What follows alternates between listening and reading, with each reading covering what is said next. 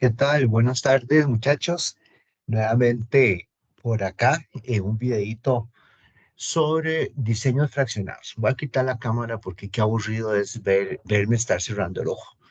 Y cuando me están grabando, me toman una foto, el ojo se me pone un poco intenso y ahí me pongo un poco incómodo. Voy a quitar también un poco la transcripción, que yo no sé por qué siempre se genera transcripción, y quito la cámara. Chicos, un placer nuevamente estar con ustedes. Aquí el tema que les voy a presentar es el tema de los factores aleatorios o experimentos con factores aleatorios que lo habíamos comentado en algunas sesiones. Porque los experimentos que hemos visto hasta el momento son con factores fijos. Recordemos que cuando estamos con factores fijos, ¿qué es lo que sucede? Que si yo tengo un factor operario y voy a seleccionar tres operarios de 10. Entonces, lo que yo voy a inferir es solamente acerca de esos tres operarios que yo escogí. No puedo inferir nada sobre los restantes 7 o sobre todo el grupo de 10 operarios, porque el factor es fijo. Recordemos que cuando el factor es fijo, y lo que hemos visto hasta ahora, es que en ANOVA vamos a generar los cuadrados medios del error. Los cuadrados medios del error son los que me ayudan, ¿verdad? Los cuadrados medios del tratamiento, de los tratamientos contra los cuadrados medios del error.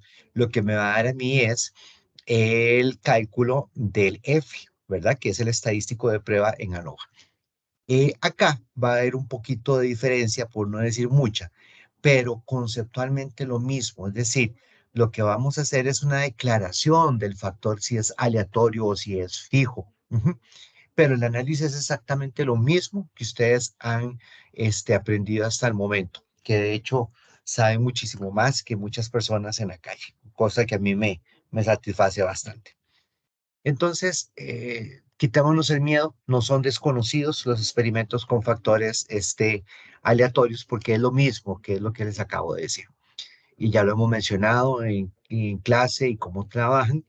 Es el mismo diseño 2 a la K. Y lo que se infiere de factores fijos es solamente para aquello que se ha seleccionado en el estudio, no se generaliza al resto de elementos, por ejemplo, operarios. Lo que se infiere de los factores aleatorios es sobre todos los elementos que componen o constituyen el factor. Por ejemplo, el factor lote. Usted puede tener el factor lote y los niveles, tres lotes, ¿verdad? Y si usted tiene de escoger 10 y escoge 3 al azar y lo trabaja como un factor aleatorio, entonces va a poder inferir acerca de toda la población, ¿verdad? Entonces, el punto por acá es ese, que podemos obtener más información al hacer una inferencia. Sin embargo, ya no vamos a tener unos elementos que teníamos en el ANOVA. ¿Qué es lo que vamos a ver? ¿Qué es la parte diferente por acá, verdad? Creo que esto ya lo mencioné, ¿verdad? El tema de los operarios, aquí ustedes lo pueden leer, ¿verdad? Y esto que viene por acá al final es lo que quería tal vez resaltar, que es más rico estadísticamente seleccionar aleatoriamente lotes o sacos para esas pruebas. Es más rico concluir sobre la población de donde yo estoy extrayendo, en este caso, los lotes o los operarios o lo que yo vaya a declarar como un factor aleatorio. Aquí, lo que va a generar es la situación diferente con las pruebas F. ¿Verdad? Porque cuando hay un factor aleatorio, entonces ya no todo es contra el error. Hay que tener un poco de cuidado porque lo va a hacer un poco diferente. Ahora, cuando en factores fijos a nosotros nos salía que el factor era un factor significativo, el paso siguiente era hacer pruebas de medias, ¿se acuerdan? Con Fisher o con los otros métodos que hay.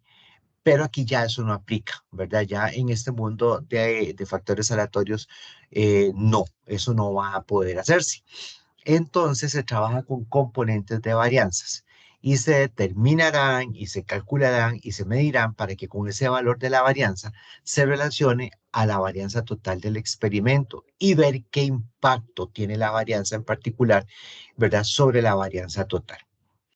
Ese es el cuidado que hay que tener con los factores aleatorios con respecto a la manipulación. Aquí también creo que ya lo he dicho, es un tema de la consideración que se tenía sobre los factores fijos, ¿verdad? Que es enfocado hacia lo que estoy trabajando, insisto con eso, ¿verdad? Con los aleatorios, pues escogen efectivamente aleatoriamente de una población grande de niveles potenciales y entonces inferimos sobre la población y tiene mucho más aplicaciones a nivel industrial, ¿verdad? Aquí la prueba de hipótesis no se enfocan sobre las medias, como si lo hacemos con factores fijos, sino que se habla un poco más de límites de confianza y entonces los componentes de varianza nos ayudan a poder tomar las decisiones que son requeridas en el caso. Este ejemplo que tenemos acá es de unos telares. La variable de respuesta es la resistencia de esas telas. El interés se va a enfocar en determinar si hay diferencias en resistencia debido a telares diferentes.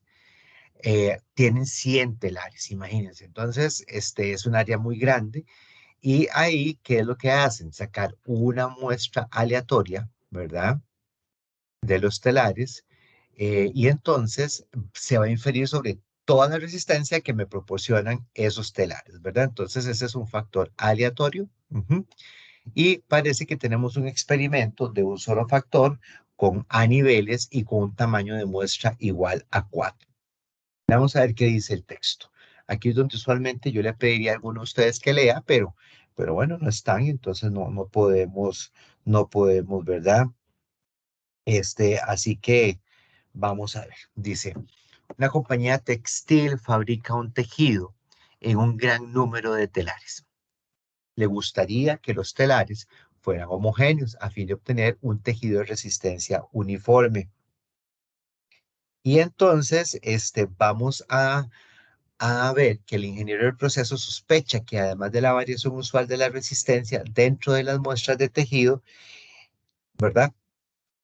¿Qué es lo que va a haber? Que puede haber variaciones significativas en la resistencia entre un telar y otro. Entonces, para investigar esa posibilidad,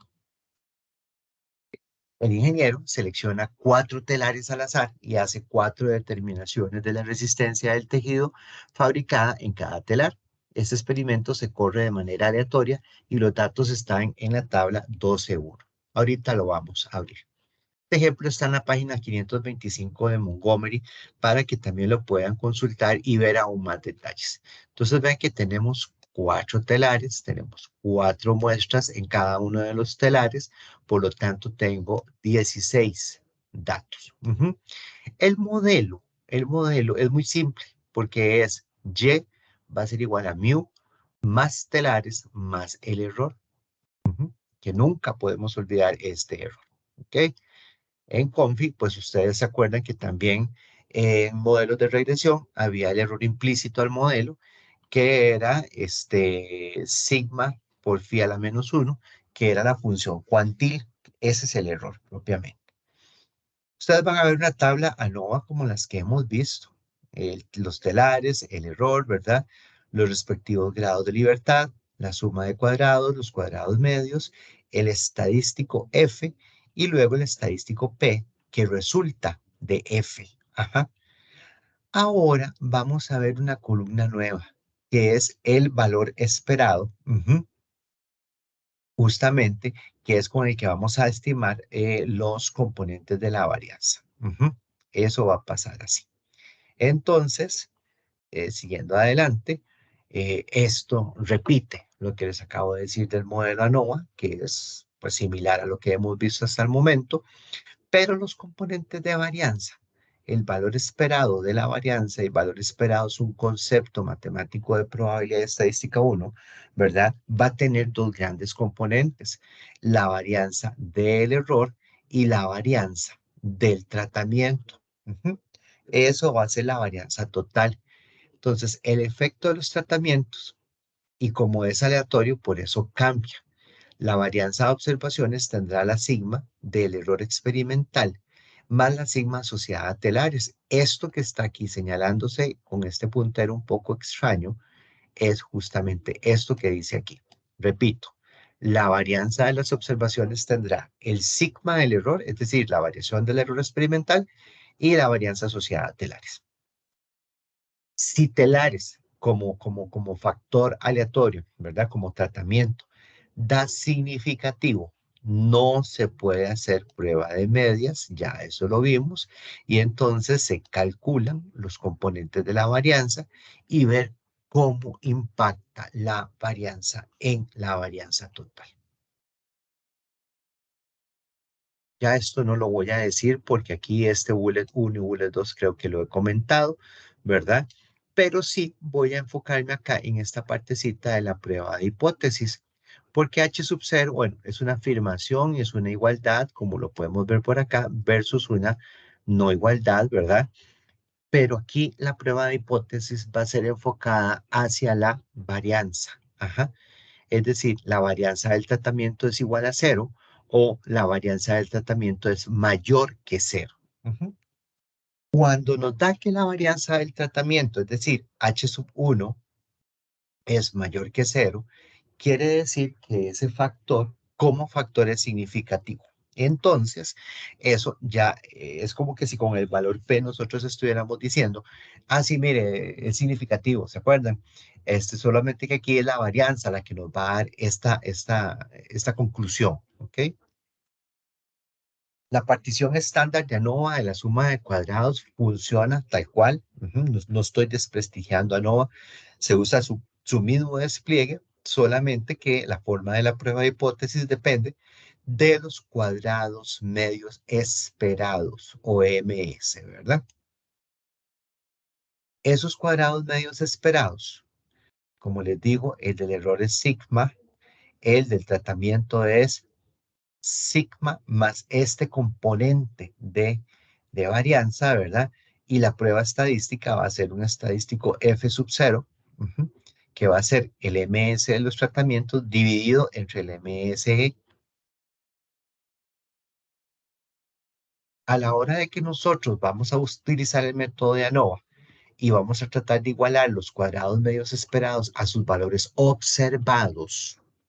Una cosa es el valor esperado, otra cosa es el valor observado. Entonces vamos a tener, por ejemplo, que la varianza del tratamiento, ¿verdad? Es igual a MSB menos MSE dividido entre los grados de libertad. MSAB menos MSE entre N va a ser para la varianza de tau beta. ¿Sí? Y entonces, aquí, ¿qué podría encontrarse usted o qué podría resultarle del análisis? Que tenga estimadores negativos. Entonces, eso puede pasar. Y entonces, si son negativos, vamos a asumirlos como cero. Ahora, estos son estimadores de momentos. No poseen las mejores propiedades estadísticas. Es decir, es un estimador del momento presente aquí y ahora y no tiene las mejores propiedades estadísticas. Entonces, si esto se hace negativo, la varianza entre tratamientos es negativo y no puede ser. Es decir, bueno, sí y no, como está aquí escrito. El MSE del error es más grande, ¿verdad? Y se podría hacer cero. La solución es que cuando esto sucede, este término no es significativo. Es decir, cuando nos da negativo, va a tender a cero y eso no es significativo. Los matemáticos utilizan el método de los momentos para lidiar con este tipo de problemas. Máxima verosimilitud como método de cálculo va a ser más eficiente, ¿verdad? Para evitar que se haga cero y es mejor que el método de momento. Entonces, existen dos métodos, ¿verdad? Para los cuales vamos a tratar de hacer estos cálculos. Ajá. Ok, entonces vamos a continuar. Abrimos telares, que es el ejemplo 12.1 en sus archivos.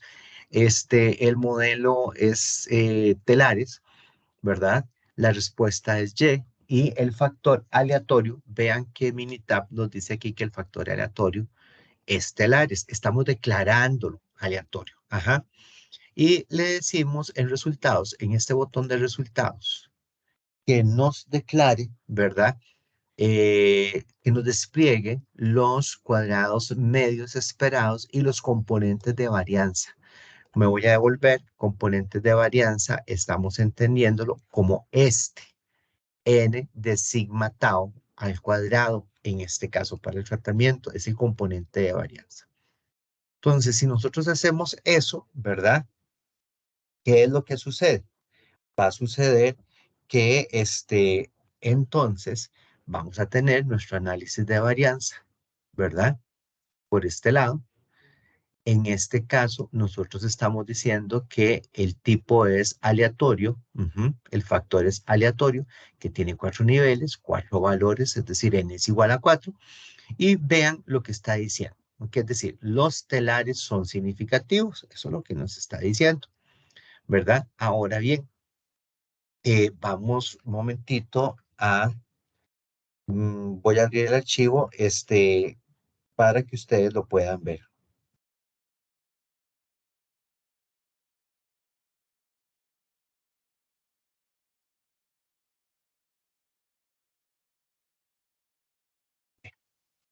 Voy a salirme de acá y entonces, obviamente es el más simple, es para que comprendamos lo que estamos haciendo, ¿verdad? Y entonces aquí abrimos el ejemplo 12.1, ¿ok? Que eso ustedes lo tienen entre sus datos.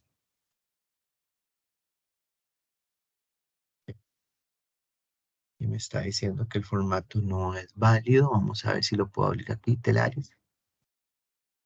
Ah, aquí está, las 16 observaciones de la tensión de los telares. Y ahora, importante porque no lo he mencionado, ¿dónde tenemos que hacer esto? ¿Dónde tenemos que hacer esto en Minitab? Este detalle tal vez no lo mencioné y pues no me lo preguntaron porque ustedes no están por acá, ¿verdad? Entonces resulta que vean acá donde está el Minitab.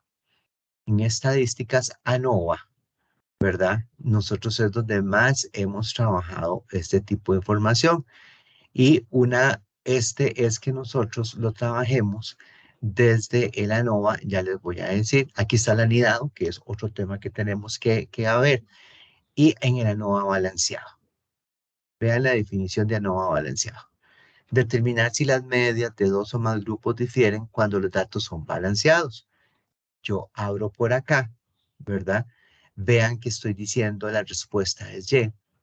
El modelo estelares tengo solo un factor, pero tengo que decirle que ese factor es aleatorio. En opciones, pues, vamos a ver si utilizamos la forma restringida del modelo.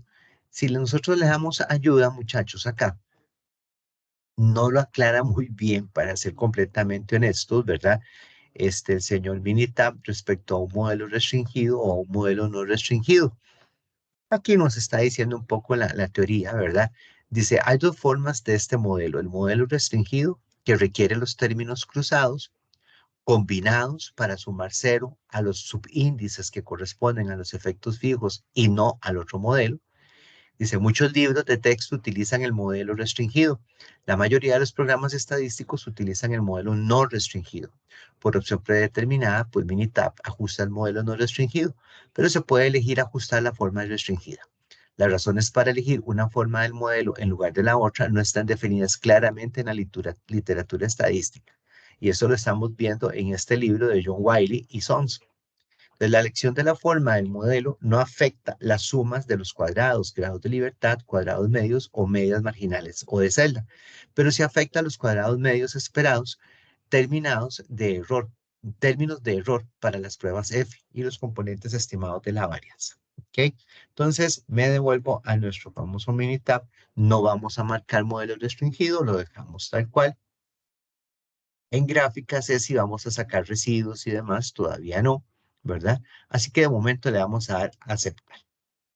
Tal cual está en la presentación, ustedes pueden ver que entonces tenemos que telares es un modelo, ¿verdad? En donde está diciendo que el factor es significativo, ¿cierto?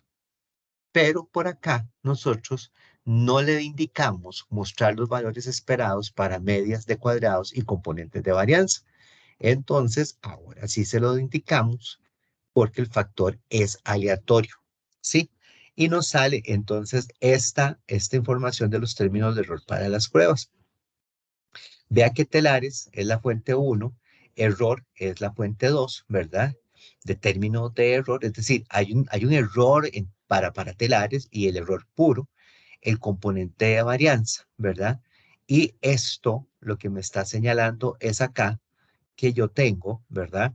Por ejemplo, el error, estos media de cuadrados esperada para cada término usando el modelo no restringido, ¿qué me va a decir? Que este componente de varianza, ¿verdad? Tiene este error que es propiamente el error y telares va a tener el del error más el propio, más el propio, ¿ok? Entonces, no perdamos de vista esta diferencia con respecto a lo que nosotros hemos visto hasta el momento. Si nos venimos nuevamente a la ayuda de Minitab, vean que aquí están resultados claves. En resultados claves, entonces es donde nos va a aparecer, ¿verdad? Justamente esta información que estábamos viendo por acá. Es que quiero enseñarles lo de los componentes de la varianza. Bueno, aquí no me está saliendo, seguramente escogí el que no correspondía, el que no era. Ahora hablamos más adelante de una prueba que no es exacta. Este ejemplo lo pueden ver también y lo pueden correr ustedes, por favor, para que tengan esto a mano, ¿verdad?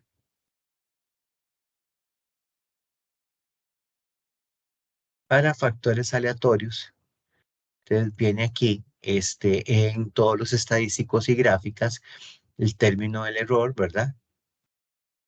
Es el denominador utilizado en cada prueba F.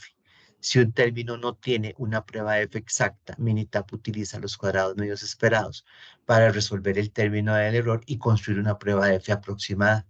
Este tipo se denomina también como prueba sintetizada.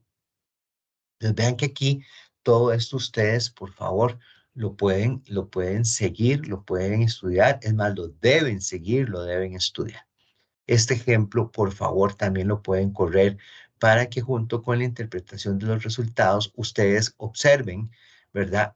Estos términos de error para pruebas. Vean qué error, siempre, este 7 es un coeficiente que ejemplifica los cuadrados medios para el error. En la línea 6, que es la interacción, vamos a tener los del error más los propios de ella, el cuadrado medio de la interacción en sí mismo, ¿verdad?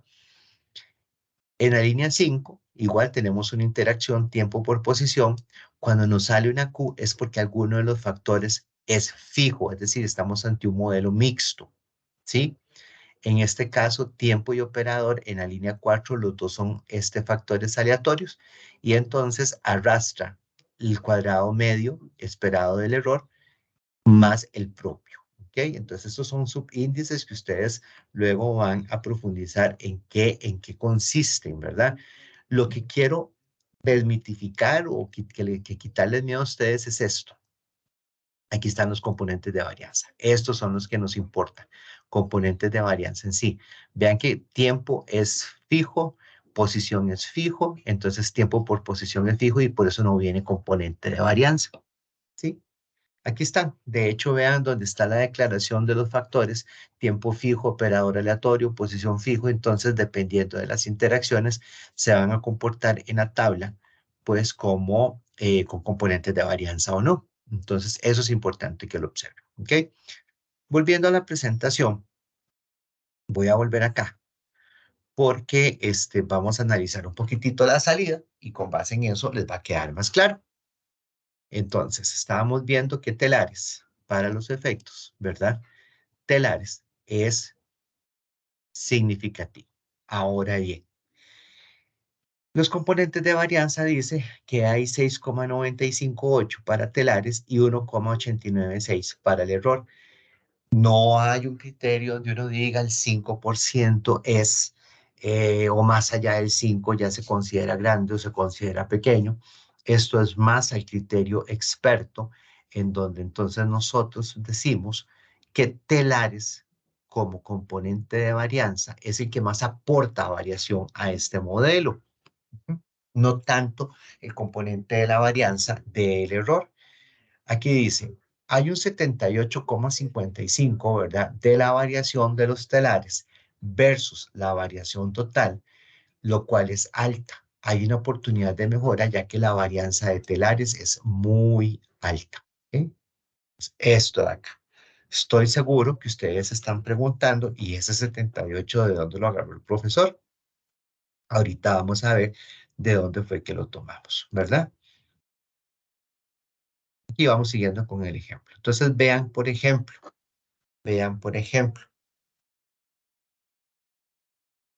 acá, vamos a hacer un momentito un cálculo rapidito.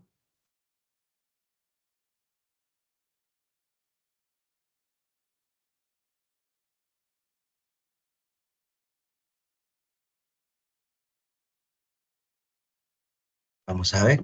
Ok, entonces ya aquí lo tenemos. Entonces la varianza es 1,896. La varianza de los telares va a ser la total, ¿verdad? Esta 29,729, véanlo aquí, cuadrados medios, 29,729, menos 1,896, que es la del error, está esta, ¿verdad? Dividido entre 4.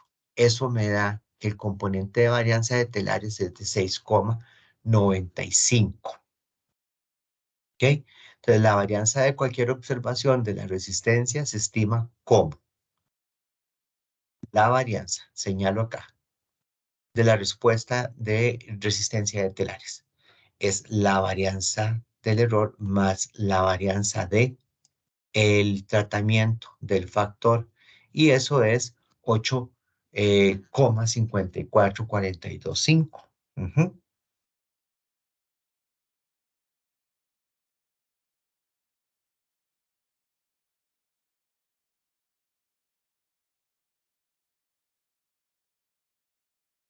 Y entonces, si usted divide exactamente 6,95825, ¿verdad? Que es la de los telares, entre la total, el aporte que hace la variabilidad de telares a la totalidad es de un 78%, que era este número por acá. Ujú. Entonces, nada más para efectos, voy a mostrárselo por acá. ¿De dónde sale el 78 que les dije ahora? Simplemente de la calculadora, ¿verdad? 6,95825 dividido entre 8,85425 igual a un 78,58%, que era el que estaba por acá, jóvenes, que estaba por acá. Este que estoy señalando aquí. Ujú. Muy bien.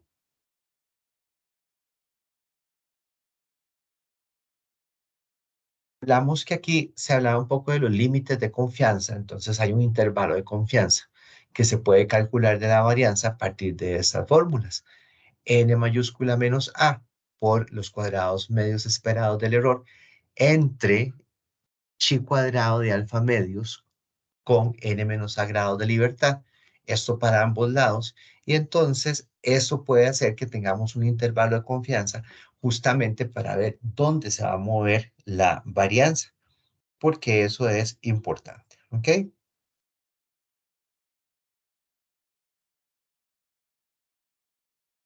Ok, muy bien. Entonces, hasta aquí, yo espero que no tengan mayores dudas. Si las tienen, me las plantean por correo. Es decir, no, libertad, ¿verdad? Nada más para que coordinemos cuando vemos las consultas.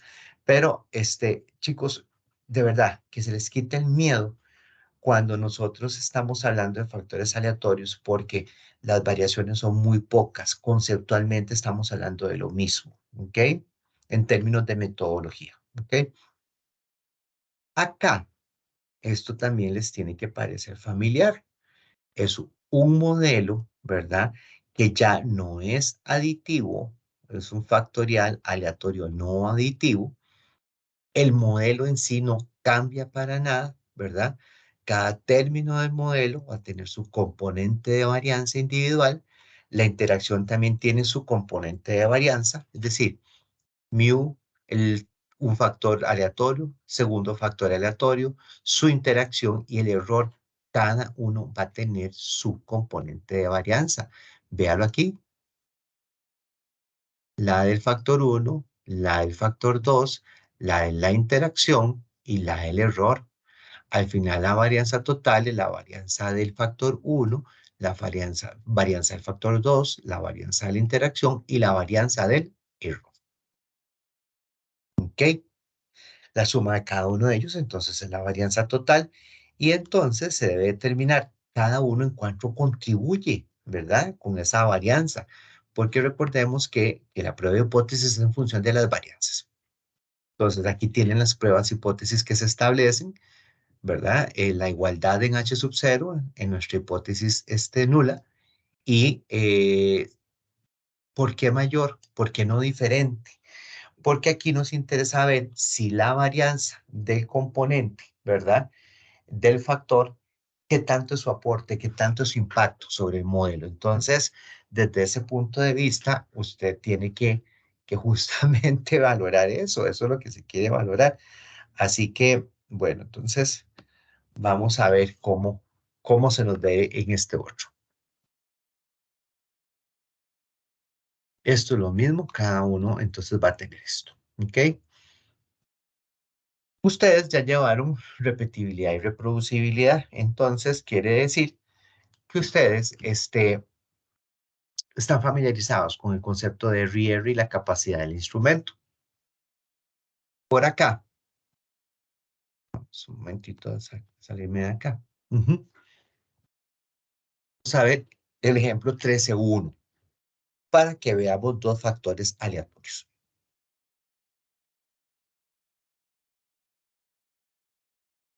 Recuerden que repetibilidad, reproducibilidad, RIR es sumamente importante para dictaminar qué tanto el sistema de medición es adecuado. Ajá. Un instrumento puede ser usado por un operador justamente para medir una dimensión crítica. La repetibilidad es debido solo al instrumento, es decir, qué tanto yo estoy repitiendo, logro repetir estadísticamente las mediciones. Y la reproducibilidad es debido al operador, que tanto usted y yo logramos que se reproduzcan las mediciones, ¿verdad? Entonces, en este caso en particular, tenemos un factorial de dos factores completamente aleatorizado con ambos factores, tanto operario como parte, que son aleatorios, y entonces ese es un efecto, un modelo de efectos aleatorios. Vamos a ver qué dice el texto de Montgomery. Se usa un instrumento o calibrador para medir una dimensión crítica de una pieza. Se han seleccionado 20 piezas del proceso de producción y 3 operadores escogidos al azar. Miden 2 veces cada pieza con este calibrador.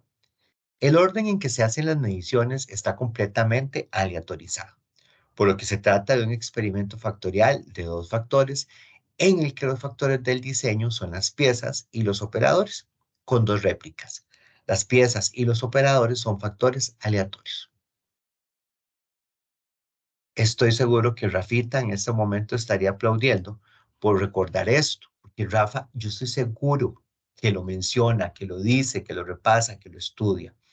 La varianza total es igual a la varianza del producto más la varianza del instrumento.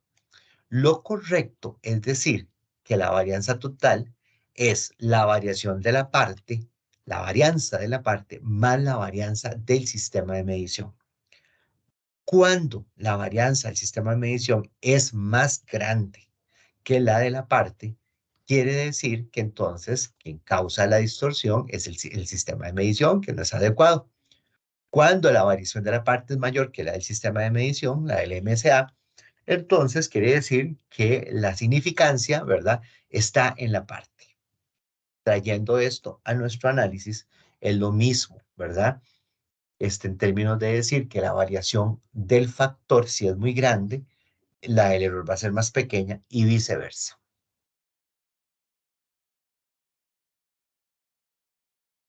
Dice, sigma cuadrado es el error experimental, que es ¿verdad?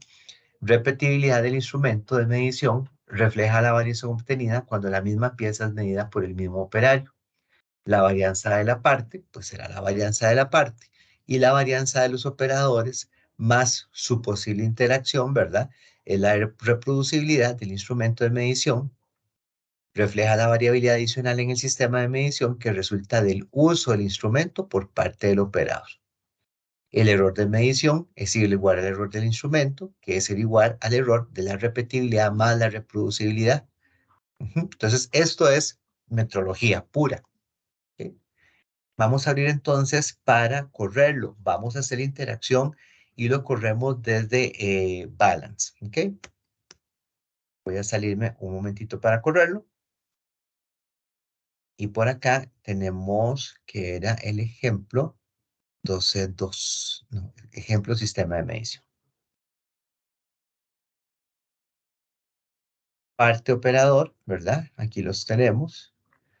Tenemos 120 observaciones. Aquí vamos a ver justamente entonces en estadísticas ANOVA balanceado. La respuesta es Y. El modelo está establecido como parte, operador y parte por operador. Y ambos son aleatorios. Tanto parte como operador son factores aleatorios. En resultados que nos despliega los componentes de la varianza y le damos a aceptar. Esto es lo mismo que tenemos en la salida de la presentación. Entonces tenemos parte es aleatorio, operador es aleatorio, 20 niveles, aquí están los 20 niveles. Tenemos 3 operadores que fueron seleccionados y este es nuestro diseño del experimento. Por acá en el ANOVA nos dice que el operador no es significativo y la interacción no es significativa. Es decir, la varianza, la variabilidad está de parte, pues está asociada a la parte en sí, la parte que yo estoy midiendo, el componente, el repuesto, el producto que estoy midiendo en sí. Cuando nosotros vemos por acá, justamente los términos de error para las pruebas, usted entonces lo que está viendo es quién contribuye. Me devuelvo a la presentación, es esto mismo, ¿verdad? Pues aquí vienen un poquito las conclusiones, pero las voy a hacer desde donde estábamos en Minitab. Aquí, parte vea que tiene un componente de varianza de 10,27, el operador apenas un 0,0149. La parte por operador nos está dando un estimador negativo, lo que lo vimos ahora más atrás cuando comentamos parte de los problemillas que podían aparecer. Esto pues se considera como cero, es decir, la interacción no está aportando absolutamente nada en los componentes de la varianza y el error apenas un 0,99. Entonces, parte, ¿verdad? Las partes que estoy analizando y midiendo son las que tienen el mayor peso en la variabilidad del modelo y son significativas. Entonces, ese es el resultado del experimento. Por acá hay un efecto grande de partes, hay un efecto pequeño del operador, ¿verdad? No hay interacción entre parte y operador. La estimación negativa del componente de la varianza parte-operador, vamos a asumir que es igual a cero y ajuste un modelo reducido con la interacción parte-operador eliminada. Ahora eso es lo que vamos a hacer. Vamos a eliminar esa interacción que no tiene absolutamente nada que ver aquí en términos de significancia y la corremos nuevamente. Parte sigue siendo significativo, operador no es significativo. Parte es el que da mayor componente de varianza, operador casi nada, error casi nada. De hecho, los números varían, ¿verdad? Varían. Si usted ve, por ejemplo, en la interacción le aporta 38 grados de libertad del error aquí, donde ve en la segunda corrida, y entonces esto afina la robustez matemática del cálculo.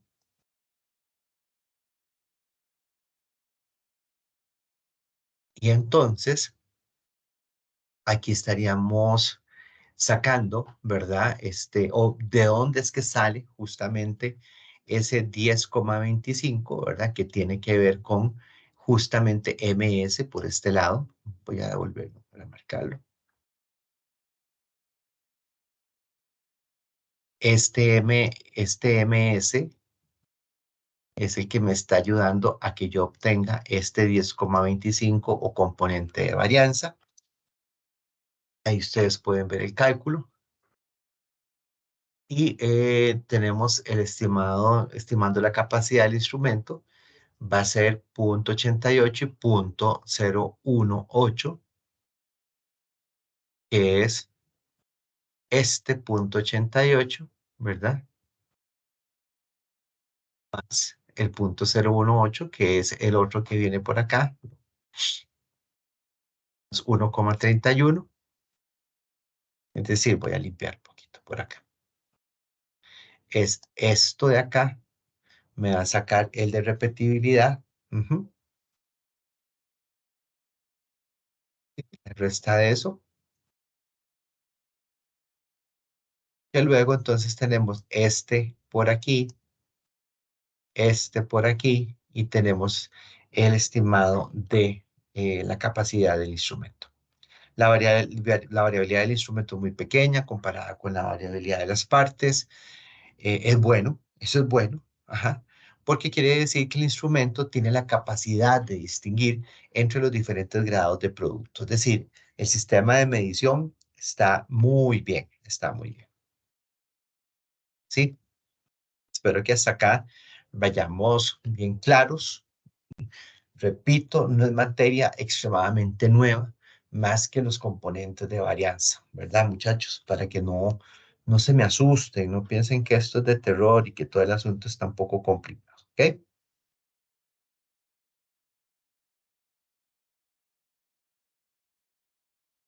¿Qué es lo que puede pasar ahora? Que yo tenga un modelo mixto, es decir, donde tenga un factor fijo y un factor aleatorio. Entonces, se nos convirtió esto en un modelo mixto. Ese modelo mixto, desde el punto de vista de modelo, es lo mismo. Mu, factor 1, factor 2, la interacción, modelo no aditivo, ¿verdad? Y donde va a cambiar un poquito es en los componentes de varianza. Tengo el de B, que es el aleatorio. La interacción, vean que tiene un modelo bastante particular y la del error. La de el modelo que es fijo se va a calcular como tradicionalmente se calcula, y el modelo, digamos, en este caso, voy a borrar otra vez. En este caso yo tengo el modelo fijo es tau, el factor fijo es tau, y la interacción que forman con ellos es mixta, entonces no tengo componentes de varianza. Entonces los parámetros del modelo beta y los del error son variables aleatorias, como bien lo señala por acá. El efecto de interacción es normal en el sentido, ¿verdad?, de que forma un modelo mixto, no es independiente. Entonces, este es un modelo restringido. Cuando ya yo tengo factores cruzados en esta concepción, ya aquí lo que tenemos es un modelo restringido. A nivel teórico no cambia, ven que no cambia el modelo, no cambia. El factor aleatorio siempre va a tener su componente de varianza. Aquí habrán solo tres componentes de varianza: el de el factor aleatorio, el de la interacción y el del error. El del factor fijo no. El del factor fijo no hay componente de varianza. Pruebas de hipótesis. En el caso del factor fijo, la prueba de hipótesis sí es contra una desigualdad a cero, mientras que desde los componentes de varianza, que son para el factor aleatorio y para la interacción, sí vamos a tener las pruebas de hipótesis que hemos definido desde H sub 0 con varianza igual a cero y H sub 1 varianza mayor que cero. Ujú. Ojo esta lectura acá. La prueba de hipótesis, pongan atención, porque para el efecto fijo no es contra la varianza, para el factor fijo los cuadrados medios esperados se debe hacer contra la interacción para poder aislar.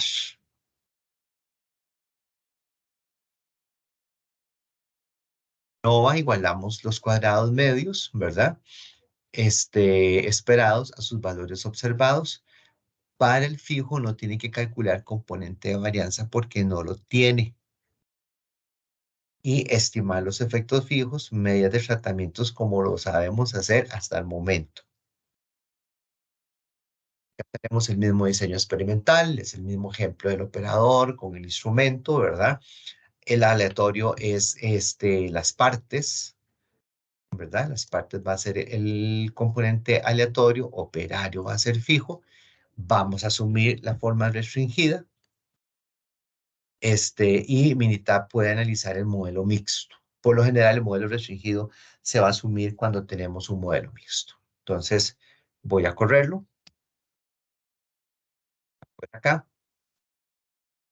Con toda interacción, muchachos, con toda interacción. Entonces, por acá, vuelvo a ingresar en el modelo la interacción parte por operador. Y entonces, aquí solamente estamos definiendo parte como factor aleatorio. Lo corremos. La interacción no es significativa, como ustedes pueden observar. El operador no es significativo, él es un factor fijo. Ujú. Vean que aquí me lo está diciendo, operador es fijo, parte es aleatorio, y la parte sigue siendo la que tiene, va a tener su componente de varianza.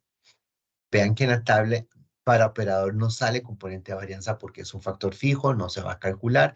Sale la de partes, sale la de la interacción, sale la del error. Y aquí vean que en la media de cuadrados esperados, cuando el factor es fijo, nos sale una letra Q. Entonces ese es otro indicador de que estamos ante un factor fijo, ¿verdad? Lo demás, en gráficas, ya que estamos, bueno, tendríamos que reducir el modelo porque la interacción no es significativa. Lo corremos, pero le vamos a decir que nos tire el 4 en 1 de los residuos,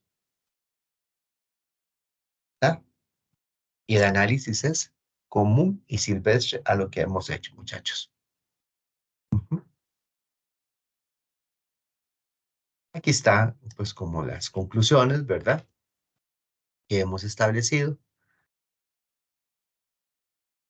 Y introduciendo el tema de las F aproximadas, es que algunas veces se encuentra que no hay pruebas F exactas para ciertos efectos.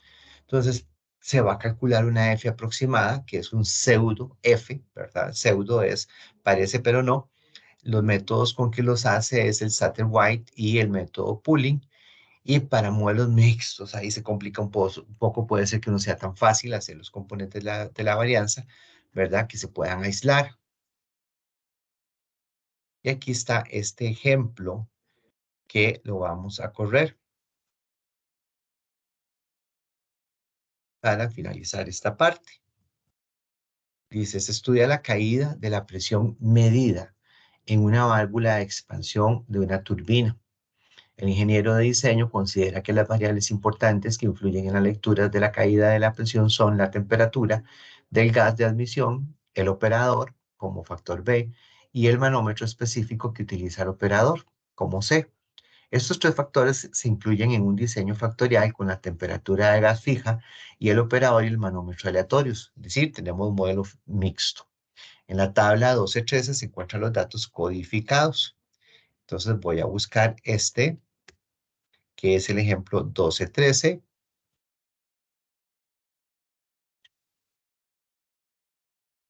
Es este.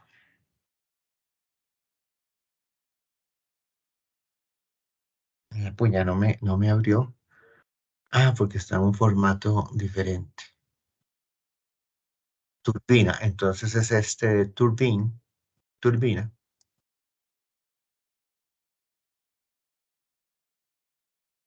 Y están los datos.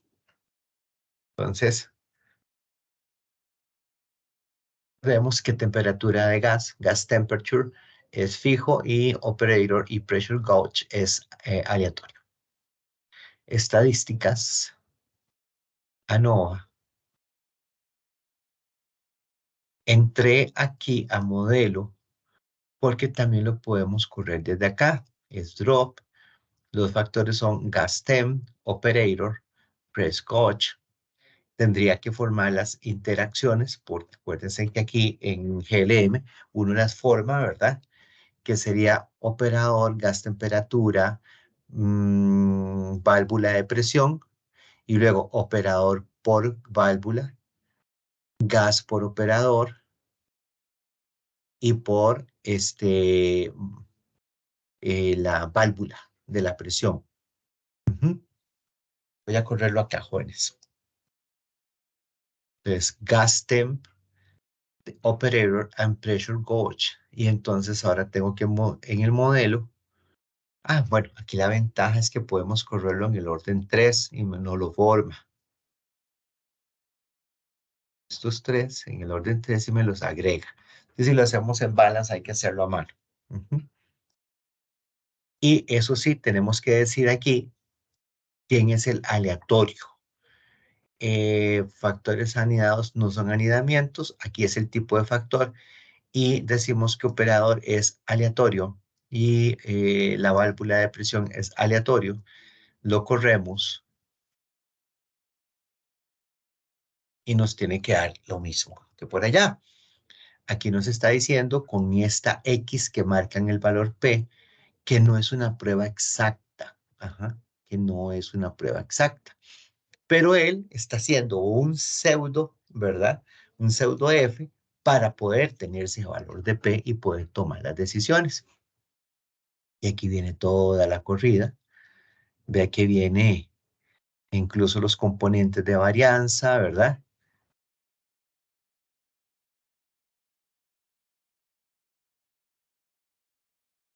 Ok, entonces, este lo corrimos desde el modelo lineal general. Me voy a devolver acá. Este se corrió desde Balance Analysis of Variance, ANOVA, y entonces nos da la misma información que tenemos. Vemos que la interacción triple no es significativa. Nos está diciendo a quién le está calculando una F no exacta, ¿verdad? O una F aproximada. Y dice que el gas, la temperatura del gas y el operador son significativos. Eso sí que es significativo. Lo demás nada es significativo. Y pues aquí vienen los componentes de la varianza. Y vean cómo está aportando. Por ejemplo, el componente de varianza para gas temperature es súper grande. El del operador y el de la válvula de presión se hacen cero, ¿verdad? Vean, por ejemplo, la interacción gas temperature y operator, que es súper alta esta interacción en términos del componente de varianza. La triple es cero prácticamente. Las otras son pequeñas de las otras dos interacciones. Y entonces aquí estamos ya pudiendo dictaminar junto con el ANOVA qué es la proporción de componente de varianza que está dando ese valor, ¿verdad? Entonces dice, al trabajar gas temperature como efecto fijo, no se tiene una prueba F, no se tiene una prueba exacta de F. Entonces, de ahí es donde nace esto que nos está pasando. Por favor, consultar lo de las pruebas F no exactas en Montgomery, porque esto es donde Montgomery lo desarrolla un poco mejor, para que podamos tener más conocimiento de esto. Ujú. Trabajar con un modelo no restringido para los efectos principales no se tiene una prueba exacta de F, ¿verdad? Luego ya podemos hacer unas gráficas de interacción para entender entonces dónde maximizamos o minimizamos o cumplimos el target, ¿verdad? Del objetivo que tenemos en nuestro experimento. Entonces aquí se hace para operador y temperatura de gas y temperatura de gas y la válvula de presión. Se hacen los gráficos de interacción y se tiene que el efecto de la temperatura puede ser muy grande cuando se trabaja con operario 1 y calibrador 3. Entonces ahí tienen ustedes su combinación. Entonces, por favor, muchachos, practiquemos este tema que es muy importante porque volviendo a desmitificar el tema de que sea algo sumamente complejo y demás, no, es el cuidado de saber a quién estamos seleccionando como factor aleatorio, saber que él pues, va a tener unos cálculos un poco diferentes a como lo hemos aprendido, a que si mezclo factor aleatorio con fijo tengo un modelo mixto, pero de ahí en fuera lo demás es prácticamente lo mismo, ¿verdad? Así que no tengan susto con esta materia, porque es lo que ustedes saben hacer, lo que ustedes han visto hacer, y aún con esta cara de loco, ya oscureció, es de noche, estamos cansados, pero estoy tratando de que esta clase quede lo más clara posible, ¿de acuerdo? Hay que estudiarla, hay que estudiar aleatorios y mixto. La próxima clase son modelos anidados. Voy a tratar de hacer una grabación parecida, por lo menos para que les quede referencia. Recordemos que el 15 no nos vemos, pero esta clase la voy a subir hoy mismo para que quienes acostumbran a ir revisando materia por adelantado lo vayan haciendo. ¿Ok? No termino de agradecer la comprensión de ustedes respecto a la situación. Hoy fueron exámenes de sangre, me fueron muy bien, ya me llegó el resultado en la caja, ahí los vi en el EDUS. El lunes los ve el doctor, entonces son citas que me dan cada 6 meses, para que me den mi tratamiento de ¿cómo se llama? La hipertensión y para los triglicéridos y demás, entonces yo no puedo perder esas citas y reprogramarlas cuesta mucho porque las programan cada 6 meses. Así que agradezco mucho el esfuerzo y agradezco mucho la comprensión, muchachos. Estoy a la orden y seguimos para adelante. ¿De acuerdo? Un abrazo. Voy a parar la grabación.